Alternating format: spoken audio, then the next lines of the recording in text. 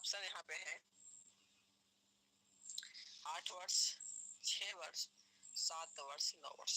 तो यह कितना बढ़ा किया गया था? 1 वर्ष बढ़ाया गया था, यानी 5 था, तो 6 वर्ष हो गया। तो यहाँ पे क्या हो जाएगा? Option be the correct.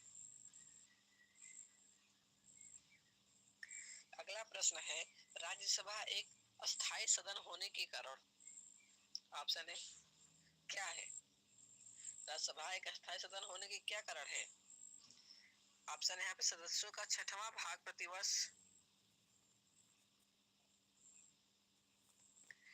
सदस्यों का 6वां भाग प्रतिवर्ष सेवानिवृत्त होता है, सदस्यों का 5वां भाग प्रतिवर्ष सेवानिवृत्त होता है, एक अर्ध सदस्य प्रत्येक 3 वर्ष बाद सेवानिवृत्त होते हैं, 1/3 सदस्य प्रति 2 वर्ष बाद सेवानिवृत्त होते हैं।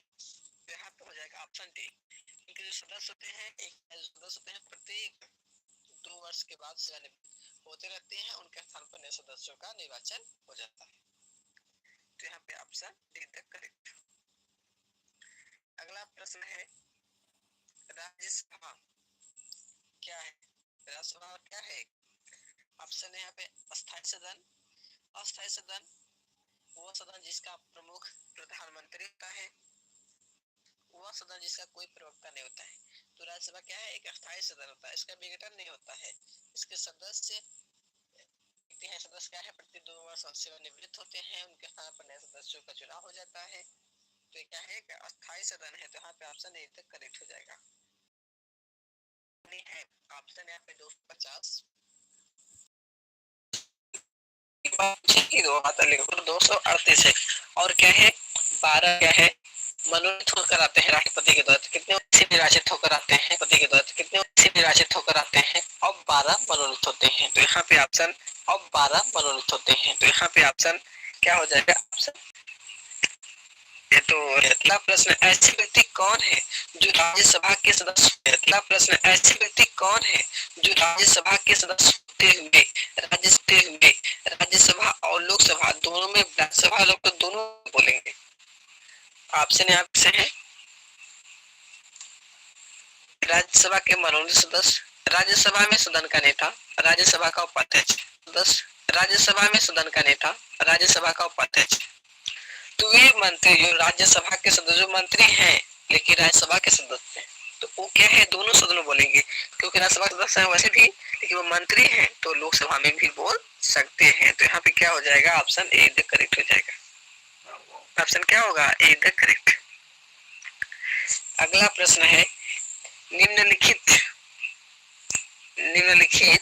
में से किसके संबंध में राज्यसभा को लोकसभा से अधिक शक्तियां प्रदान है, अपेक्षाकृत अधिक अधिकार प्राप्त है? या किस संबंध में? ऑप्शन यहाँ पे हो जाएगा संविधान का संशोधन करने के संबंध में, नई अखिल भारतीय सेवाओं का गठन करना, धन नॉन बने विधेयक, धन विधेयक। तो यहाँ क्या है? नई जो अखिल भारतीय सेवाओं का सृजन करना है। संविधान संशोधन में तो दोनों का महत्वपूर्ण योगदान है। धन विधेयक के सब के विषय में तो लोकसभा आगे है, धनतर विधेयक में भी लोकसभा ही आगे है। तो यहाँ पे नई अखिल भारतीय सेवाओं का गठन जो है करने में या उससे लोकसभा से अधिक शक्तियां प्राप्त है। तो ऑप्शन क्या हो जाएगा? ऑप्शन बी करेक्ट हो जाएगा।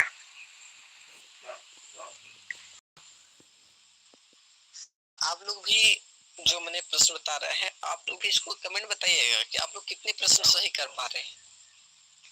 अगला प्रश्न है, निम्नलिखित में से कौन सदन का सदस्य हुए बिना, निम्नलिखित में से कौन सदन का सदस्य हुए बिना इसके अध्यक्ष के रूप में कार्य कर सकता है? ऑप्शन यहाँ पे हो जाएगा विधानसभा का अध्यक्ष, विधान परिषद का सभापति, भारत का उपराष्ट्रपति, लोकसभा का अध्यक्ष। विधानसभा का जो अध्यक्ष होता है तो उस सदन से ही निर्वाचित होता है, विधान परिषद का सभापति भी उसी सदन से निर्वाचित होता है, जो भारत का राष्ट्रपति होता है वह राज्य उपराष्ट्रपति होता है, यानी वह उस सदन का सदस्य नहीं होता है। तो यहाँ पे क्या हो जाएगा? जबकि लोकसभा का अध्यक्ष होता है, उनके सदस्य उनको चुनाव करते हैं, अपना नियुक्त करते हैं अपने में से, लेकिन यहाँ पे भारत का जो उपराष्ट्रपति है वह सभा का सभापति होता है। तो यहाँ पे हो जाएगा करेक्ट आंसर। प्रश्न है, राष्ट्रपति द्वारा राज्यसभा के सदस्यों